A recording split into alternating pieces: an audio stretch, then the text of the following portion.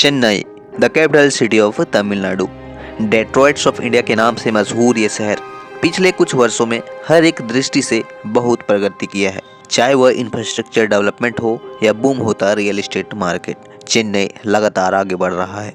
जब से IT sector और इंफ्रास्ट्रक्चर में बूम आया है, चेन्नई लगातार देश और दुनिया के लोगों के लिए खुले दिल से स्वागत कर रहा है। चेन्नई एक शानदार शहर है जिसमें एक्सेलेंट इंफ्रास्ट्रक्चर के साथ अच्छी एकेडमिक और लाइफस्टाइल प्रदान करता है। आज चेन्नई डेट्रॉइट्स ऑफ इंडिया के नाम से भी मशहूर है, जहां प्रतिदिन कई नए इन्वेस्टमेंट प्रपोजल्स आते रहते हैं और एक शहर को चलाने के लिए ये इन्वेस्टमेंट जरूरी भी है।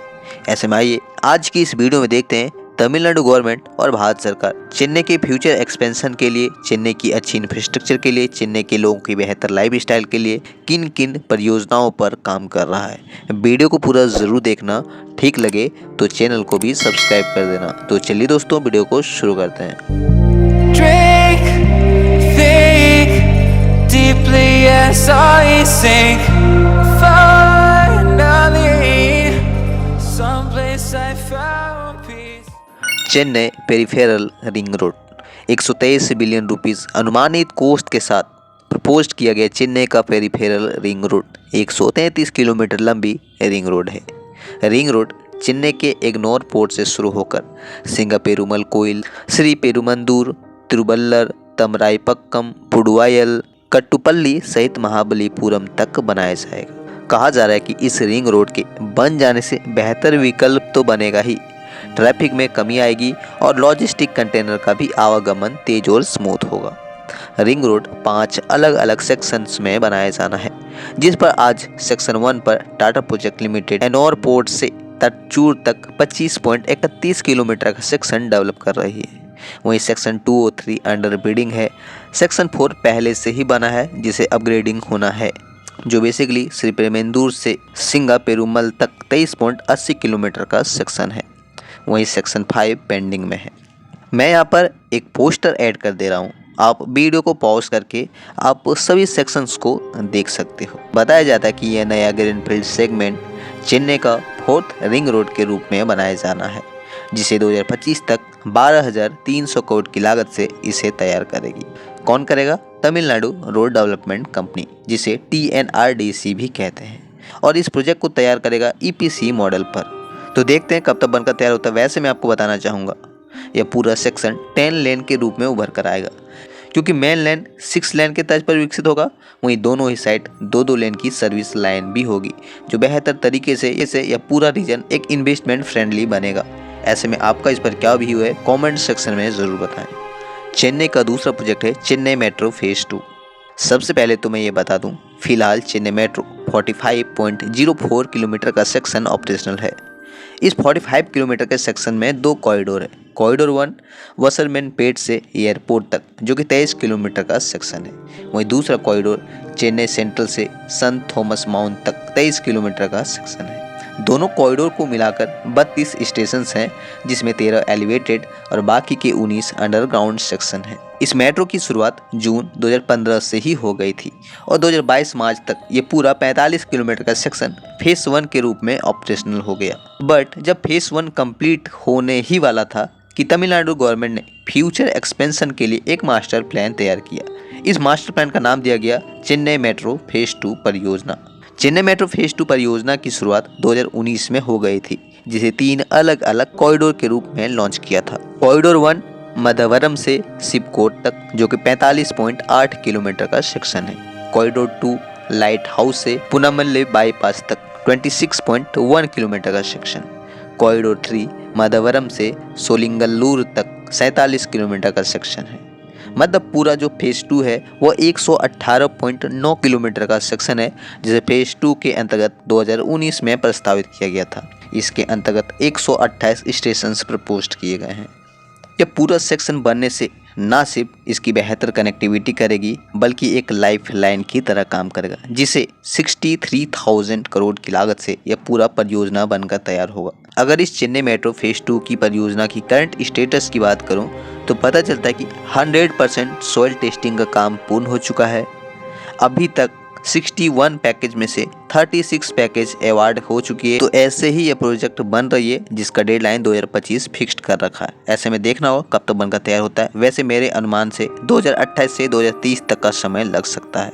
चेन्नई का अगला प्रोजेक्ट है वलुवर कोट्टम फ्लाईओवर। नवंबर 2022 में यानी कि 1 साल पहले अनाउंस किया गया वलवूर कोट्टम फ्लाईओवर आज तक लैंड एक्वायर तक नहीं कर पाई है। बताया जाता है कि 900 मीटर लंबा यह फ्लाईओवर जो बेसिकली पाल्म ग्रुव होटल से कदमबक्का तक 4 लेन की तर्ज पर यह पूरा फ्लाईओवर प्रस्तावित है। इनिशियल में से 98 करोड़ रुपए अलॉट की गई थी। हालांकि जैसे जैसे प्रोजेक्ट डिले हुआ वैसे वैसे इसकी बजट भी बढ़ती गई। अब बताया जा रहा है कि 100 करोड़ की लागत से तैयार करेगा।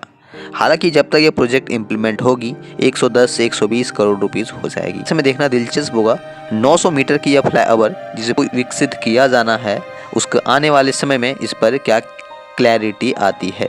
चेन्नई का अगला प्रोजेक्ट है Chennai beach front development. CMDA द्वारा लगातार चेन्नई के बीचों को बेहतर करने का काम तो कर रही है, बट वहीं नॉर्थ चेन्नई को अब तक पूरी तरह से इग्नोर किया गया है। बट अब वह भी समय आ गया है जब नॉर्थ चेन्नई के बीचों को भी रेनोवेशन किया जाएगा। CMDA की ऑफिशियल रिपोर्ट्स के अकॉर्डिंग पूरा शोर लाइन 52 किलोमीटर का होगा जिसे 2 अलग अलग फेसेस में 2025 तक तैयार कर लिया जाएगा, जिसके लिए 100 करोड़ अलॉट हुए हैं। 100 करोड़ की लागत से ज़्यादा कुछ नहीं, बस जो टूटे फूटे चीज़ें हैं उसको बेहतर करेगी। साइकिल ट्रैक को बनाया जाएगा, साफ सुथरा रखने के लिए बिन्स इत्यादि को बनाया जाएगा, वहीं टहलने के लिए पेडिस्ट्रियल और आसपास में पार्क इत्यादि को बनाया जाएगा। जो लेटेस्ट रिपोर्ट निकल कर आ रही है उसके अकॉर्डिंग 2024 जनवरी से यहाँ पे कंस्ट्रक्शन शुरू हो सकती है।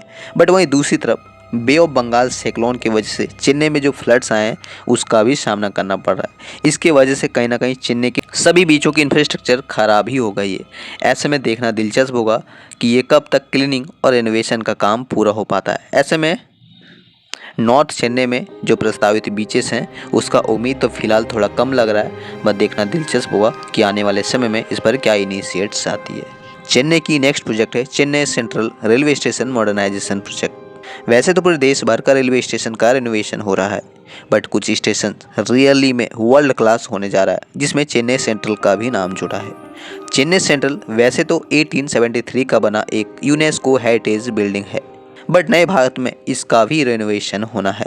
सिर्फ रेनोवेशन ही नहीं बल्कि आपको जानकर हैरानी होगी कि फ्यूचर में यहाँ पर रूप प्लाजा के साथ elevated concourse, executive launch, multi modal integration, business offices और शॉपिंग मॉल जैसे बेहतर लैंडस्केप के साथ यह पूरा परिसर होगा। और सबसे इम्पोर्टेंट, यह दिव्यांग फ्रेंडली स्टेशन होगा। उसी को ध्यान में रखते हुए इस पूरे स्टेशन का कायाकल्प होगा, जो पैसेंजर फ्रेंडली तो होगा ही, दिव्यांग फ्रेंडली भी होगा, जो एक दिन में 4 लाख पैसेंजर्स को हैंडल करने की क्षमता अनुसार इसे पूरा रेनोवेट करके विस्तार किया जाएगा। तैयार करने के लिए RLDA DPR तैयार कर चुकी है, टेंडर भी अवार्ड कर चुका है।